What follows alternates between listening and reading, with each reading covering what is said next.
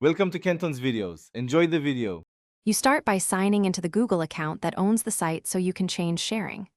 Once done, open Google Sites and select the site you intend to share. This ensures you're working on the right project. Make sure the site is published and inspect the publish URL shown in the publish settings, because that URL is what you will distribute. If the site isn't published yet, publish now. It makes the link active and reachable for others. Next, open the Share or Publish settings to control who can view the site. You must choose the access level. Public makes it searchable, anyone with link is quick and private, or invite specific people for restricted access.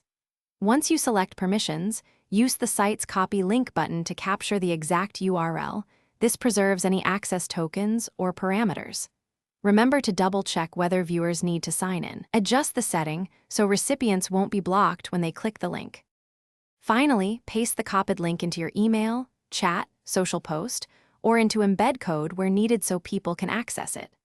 Once done, always test the link in an incognito window or a different account to confirm viewers see the intended content. If someone reports access issues, check the site publish status, confirm the chosen permission level, and verify whether recipients need to sign in to a Google account.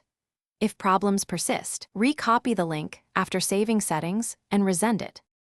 Thanks for watching. Consider subscribing if we helped you.